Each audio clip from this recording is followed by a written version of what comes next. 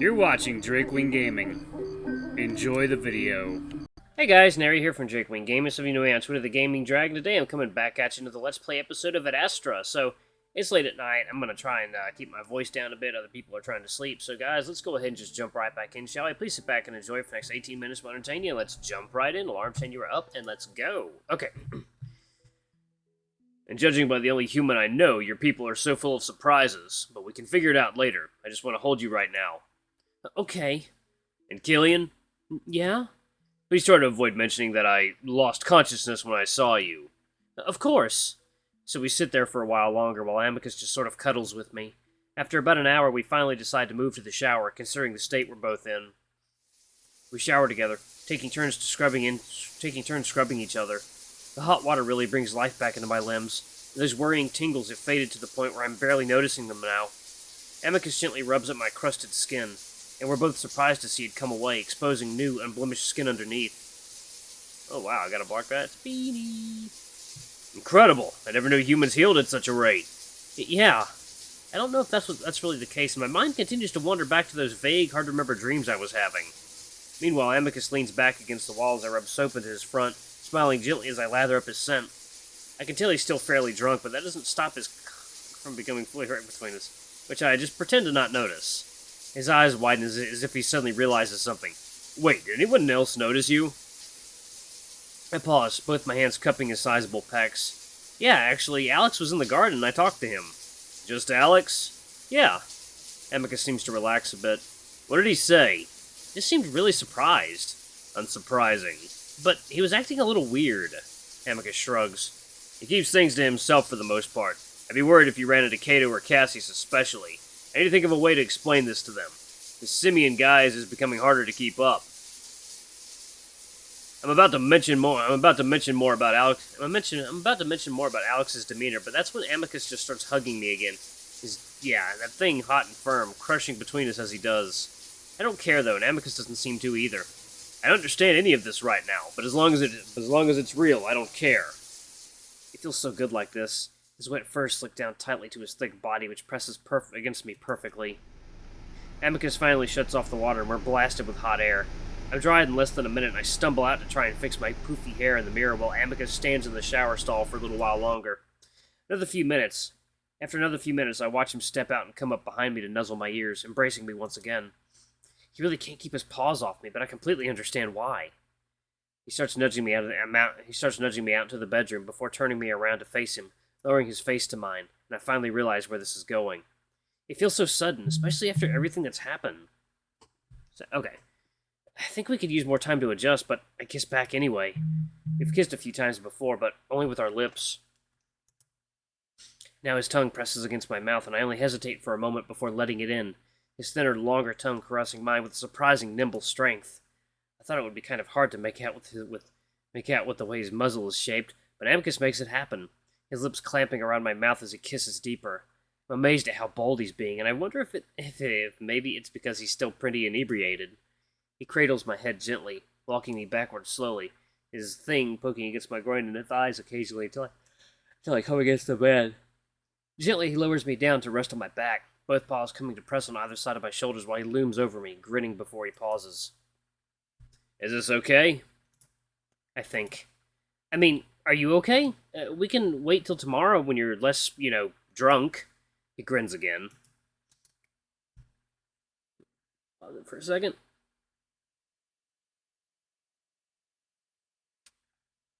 There we go. Okay. I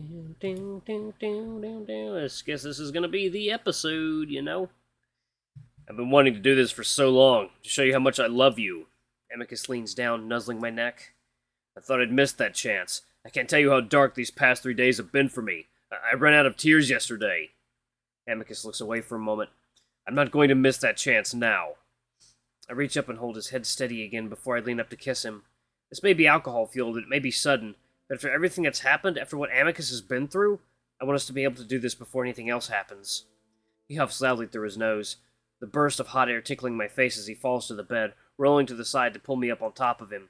His massive, soft body cushions me like it always does, rising and falling with his quickening breaths, his kissing becoming more and more aggressive as he lets out little growls and snarls.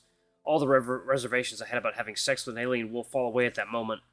After everything that's happened, and especially after almost dying, I just don't care anymore. We grind against each other, both of us hard now as we just explore the other's body, his giant paws sliding up and down my sides while I do the same to him. Eventually I sit up, straddling his waist, looking down at him, just sort of taking him in. Again, he has that silly grin on his face, his paws on my thighs, kneading at the skin and the muscle. You're beautiful. It makes me laugh. Beautiful? Well, you're adorable. Amicus raises an eyebrow. I'm not sure that's a correct descriptor for the next Emperor of Adastra. Didn't mean for that to sound so Arnold Schwarzenegger. I lean forward and aggressively rub at his belly, his weak spot, immediately neutralizing his snark as his paws flop back above his head, eyes almost rolling with pleasure before he squeezes them shut. He writhes and arches around my hands, leaning into the rub as I slide my hands up to his chest, then all the way down to his lower stomach. When that happens, I feel his thing jump against my ooh boy, making me realize how hard I'm getting him. I'm getting the same way as I make the strong, thick body below me undulate with pleasure. His head rolls from side to side, tongue flopping back and forth, and when I giggle at him, that seems to finally bring him out of his trance. He growls and grips my arms. That is cheating. With that, he rolls me over, easily reversing our positions as he mounts me, pinning my hands above my head with one paw. With his other, he tries to rub at my stomach, which makes me laugh and squirm until he finally lets off. That doesn't work on primates. Seemed like it worked well on me. He lets go of my hands and leans down to nuzzle at my face, his cold nose exploring my chin, cheeks, and forehead. He then starts to adjust his positioning before he suddenly stops, looking up at me. His ears lower, and I can tell that he's embarrassed. What? Do you humans, for males, do you go through the rear? Oh. I think about that. That would be the expected route, but looking at Amicus's length... The wolf follows my gaze and looks even more embarrassed. We don't have to. I don't want to hurt you, of course. I prop myself up on my elbows, looking between the two of us. Yeah, maybe some other time. You're kind of thick. Amicus smirks. Thank you. He starts adjusting himself again, squatting as he sort of waddles up so that our ticks are parallel to each other. Maybe this? He slowly lowers himself until we make contact. Oh my. The feeling inside of it is electric, the hot flesh of his thing pressing against mine firmly. Out of sight, I feel his furry bowling balls come to rest gently on top of mine, the soft forms bolting together easily. Amicus pauses there, smiling down at me gently as he rests both paws to either side of my head. You have to excuse my ignorance. I'm not sure how humans might copulate. He wriggles his hips, causing his length to slide from side to side on top of mine, and I have to stifle a gasp. Good lord, this is, Ooh, they getting amorous over here. I think it's about the same from what I saw. Amicus frowns for a moment as he realizes what exactly it is I'm referencing, but quickly recovers as he leans down to kiss me once again. Once he's finished, I smile back up at him. But yeah, this is fine. I rest my hands on his knees, noticing how he's balancing most of his considerable weight in a squat. Are you comfortable, though? That looks like a workout. Heh, Kato works me a lot harder than this, Kyllian. Amicus frowns again as he realizes how that could be interpreted. I mean, he makes me do a lot of squatting exercises. I'll just consider this extra practice. I reach out and fill up the wolf's chest and belly while he speaks, again marveling at how powerful it all is. Amicus chuckles and arches it a bit to give me a better feel, taking deep breaths and puffing out his chest. He shudders as I rub at his nipples, the nubs of flesh hardening instantly. So now that you're comfortable... Tentatively, Amicus reaches down with his left paw and carefully lifts my leg from my stomach to press against his. Oh my goodness. Oh god, what is that face? This time I let out a little gasp, being squeezed together like this, sending a jolt of pleasure from my popsicle through my body and into my brain. Immediately my skin breaks out into goosebumps as I shiver to Amicus's touch, his gentle but all-enveloping paw feeling so good right now. He starts off slowly at first, beginning to jerk us both off in small, quick motions. I can tell that he's being overly careful with me, so I jerk my hips up against him, encouraging more. He seems to get the hint, and he picks up speed, giving the two of us deeper, faster strokes that makes me grip the bedsheets on either side of me, staring at the ceiling as I let out soft pants and groans. Amicus gets more and more into it, already leaking all over my like as he pumps his paw, biceps bulging with the effort. I've been jerked off by others before, but Amicus's paw is really something else. Of course it's big, but the soft, squishy pads on his palm and fingers add to the pleasure, giving me a texture I've never felt before. The wolf starts to thrust his powerful hips into the stroking, making the bed squeak and shake. Again, his strength is evident in how he practically moves my entire body with each thrust. The idea that he's holding back turning me on even more. I feel his heavy sack pouncing on top of mine. My knees jerk up with each thrust, and each time they do, I feel his large rear end slamming up against me, his furry form tight and clenched. I'm getting close. He pants out over my head, a drop of drool dripping down onto my cheek. I start to thrust up against him in earnest, wanting to match his, yeah. At this point, we're almost bouncing on the bed with how hard the wolf is humping against me, forgetting his strength in the moment. I don't mind, though, not really caring how sore I'm going to be tomorrow as the pleasure overtakes me. It hits me all at once, and as I reach up and put a hand against his face, letting him know, and he takes it as a signal to let go as well. I feel it his entire body, the wolf tensing up, muscles tightening, standing out through the fur on his thighs, stomach and chest. I see his face then as he balances on the edge of climax. Eyes wide looking toward the ceiling, mouth hanging open, a look of pure awe. I feel it in his thing too, and at the same time we're both pushed over the edge. Okay, big goofy face. I groan, something I don't usually do, but the build-up, the situation, the feeling is all too much. It's drowned out by the sound that Amicus makes, though. He practically sags over me, letting out a bassy, rumbling moan of ecstasy. Hearing the masculine, deep voice making the sound of such pleasure spurs as another spasm from my I think the same happens to Amicus, because he suddenly hunches forward again, muzzle right next to my ears. He groans out again, his hot rush of breath on the side of my face making me shudder. The big wolf continues to thrust against me, in time with the spurts from his thing. The look on his face now, one of goofy pleasure. Yep, his long tongue dripping onto my chest. His thingy, that goes on for several seconds longer than mine, and I watch as he spurts over my stomach over and over until finally he collapses down against me, his fur damp with sweat.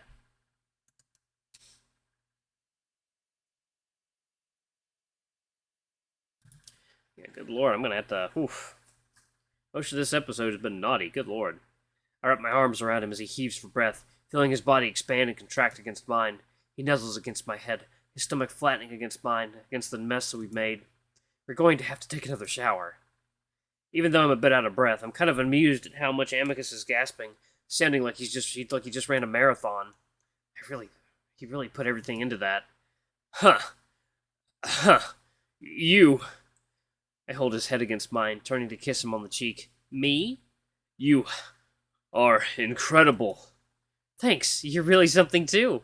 A good something? A very good something. We lay there quietly for a moment, Amicus propping himself up a bit on his knees and elbows so his entire weight doesn't rest on top of me. How are your legs? Burning. Probably the most intense exercise my thighs have ever been through, but it was worth it. Again, we lay there quietly as Amicus just sort of strokes my hair. Still terrified that this is a dream. I hug him more tightly to my body, almost forcing him to fall on top of me. I'm here, and I'll be here in the morning when you wake up. You'd better, otherwise I'll never forgive you. His speech slurs a bit as he whispers into my ear. It's for real estate. I look at him. So exactly how drunk are you? Wolf shrugs, slowly rolling off of me, cold air hitting the fluids on my stomach. I'm fairly sober now. Shall we wash up? He reaches out a paw and I take it, slightly surprised as he pulls me up to be carried in his arms, like I'm his new bride. We go to the shower and wash up again, even more slowly than we did the first time. When we come back to the bed, Amicus continues to dote over me, hardly ever letting me go at any point. I can tell that he is legitimately worried that this isn't real, and I feel the same way.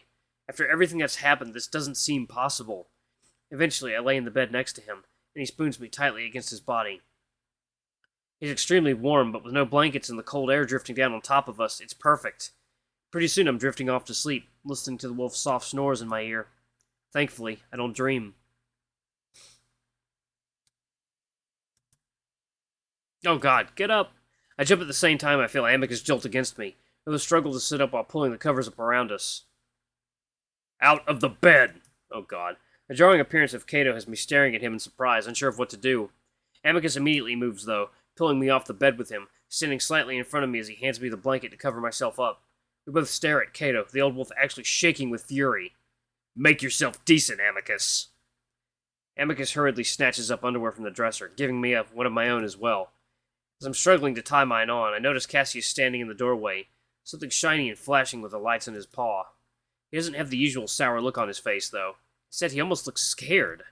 Cato lets us stand in silence for a moment before turning his head toward the door. Felix, enter! I hear shuffling around in the hallway, and Cassius moves to the side to allow a neatly robed wolf to enter. He looks about as old as Cato, though nowhere near as big. He moves timidly, looking about with his own ears down. Yes, your Imperial Majesty. Is that the alien you treated for avian pox? Cato jerks his head at me, keeping his eyes on Felix. Felix turns to look at me, and I can tell that he's trying to think of the right thing to say. Finally, he just gulps and nods his head. Yes, I treated him 3 nights ago for avian pox. His species had no profile. No, I could only tell that he was a primate. How is he conscious? Come, escort Felix to the dungeons. Yes, Cato. What? Why? Why the dungeons, your majesty? Felix looks imploringly at Cato before the probes enter.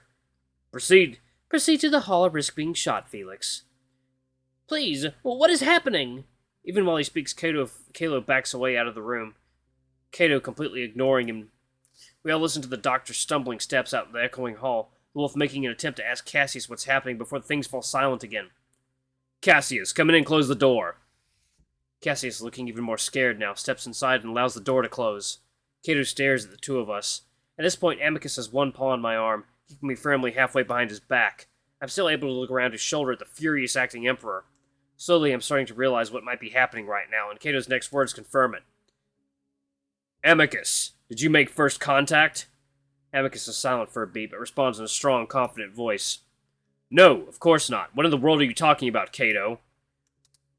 Cato stares, jaw clenched, and screams at us at a volume I didn't think he was capable of.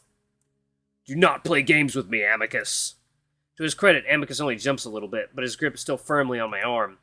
The silence that follows rings in my ears as Cato seems to work to calm himself down.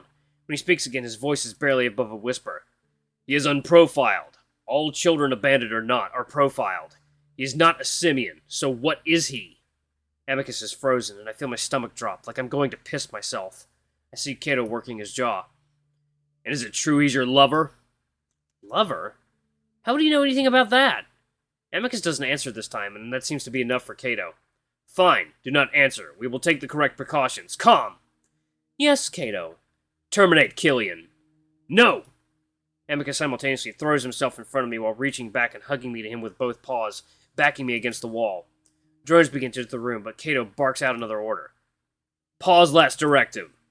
Pausing last directive. My view is obscured now, but I can hear Amicus's heavy breathing, his heart hammering so hard that I can feel it through his back. Once again, Cato allows the silence to stretch out before speaking. Then tell us the truth, Amicus.